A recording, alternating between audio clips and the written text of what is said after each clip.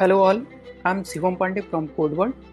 सो ये PHP MySQL Hindi में सीखने के लिए एक नई सीरीज़ है जो कि बिगिनर टू एडवांस लेवल के लिए है। सो अगर आप PHP सीखना चाहते हैं, आपको PHP नहीं आती, तो हम आपको इस सीरीज़ से बिगिनर टू एडवांस लेवल तक सिखाएंगे। तो हम अब शुरू करते हैं अपना इंट्रोडक्शन लेसन PHP। PHP का full form PHP hypertext preprocessor होता है, जो कि एक प्रोग्रामिंग लैंग्वेज है जिसका यूज़ वेब डेवलपमेंट में किया जाता है। और PHP को जनरल पर्पज प्रोग्रामिंग के लिए भी आजकल यूज किया जाता है। PHP script are executed on the server. PHP script server पर एग्जीक्यूट होती है। PHP एक सर्वर साइड स्क्रिप्टिंग लैंग्वेज है। अब अगर आप नए हैं तो आपको ये सर्वर साइड स्क्रिप्टिंग लैंग्वेज ये नया लग रहा होगा कि ये सर्वर साइड स्क्रिप्टिंग लैंग्वेज होती क्या है। चलो, स्क्रिप्टिंग एंड प्रोग्रामिंग तो समझ आता है, लेकिन what is server side scripting language? तो इसके लिए हमें क्लाइंट सर्वर मॉडल समझना चाहिए।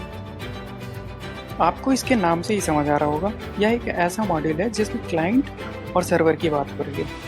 क्लाइंट सर्वर मॉडल एक बेसिक वे है कि कंप्यूटर पर या इंटरनेट पर होने वाली एक्टिविटी को समझने के लिए। तो आपने हमेशा कई वेबसाइट सर्च किया होगा। सपोज आप ओपन कर रहे हैं फेसबुक, तो आप URL में लिखते हैं www.facebook.com। तो होता ये है कि जब आप अपने ब्राउज़र में URL टाइप करके देन इंटर करते हैं, तो आपका ब्राउज़र एक रिक्वेस्ट सेंड करता है सर्वर पर, जिसे कहा जाता है HTTP रिक्वेस्ट। अब ये HTTP रिक्वेस्ट होता क्या है? ये वो होता है कि आपने www.facebook.com लिखा, आप ये कह रहे हैं कि आपको अपने ब्राउज़र पर facebook.com देखना है, तो आपका ब्राउज़र सर्वर को एक रिक्वेस्ट करेगा कि मुझे facebook.com यहाँ डिस्प्ले करवाना है, तो मुझे facebook.com का जो होम पेज है वो मुझे लौटा दो। तो अब ये सर्वर से ही क्यों करेगा? क्योंकि जो भी हमारी वेबसाइट या वेब एप्लीकेशन होती हैं वो सारी हम रखते हैं सर्वर के ऊपर, ताकि हम कहीं से भी इसे इंटरनेट से एक्सेस कर सकें। ये सर्वर कुछ एक तरह का हाई कॉन्फ़िगरेशन कंप्यूटर्स ही होता है, जो कि 24 आवर ऑन रहता है और ऑनलाइन भी रहता है। आपने एक वर्ड सुना होगा, होस्टिंग।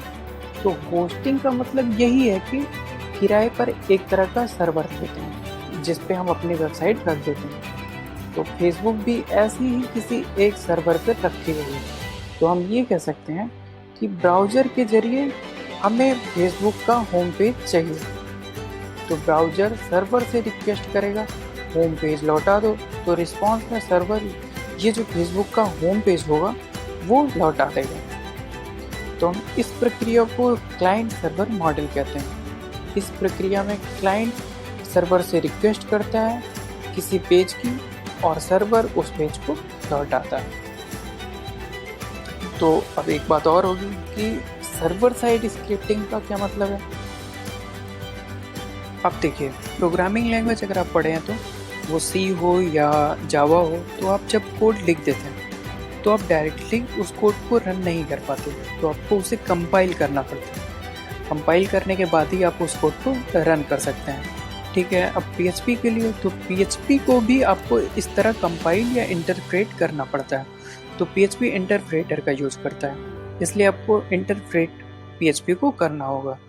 तो वो जो ये इंटरप्रिटेशन का काम होता है, अब ये इंटरप्रिटेशन क्या होता है तो आपको तो पता ही होगा कि जो हम प्रोग्रामिंग लिखते हैं वो ह्यूमन लैंग्वेज में लिखते हैं, लेकिन मशीन नहीं समझ पाता।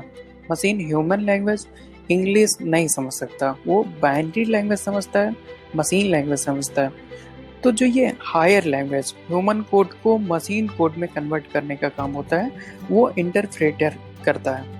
अब जब वो काम सर्वर पर हो रहा हो तो हम उसे सर्वर साइड स्क्रिप्टिंग लैंग्वेज कहते हैं, और अगर वही काम क्लाइंट यानी ब्राउज़र पर हो रहा हो तो हम उसे क्लाइंट साइड स्क्रिप्टिंग लैंग्वेज कहते हैं।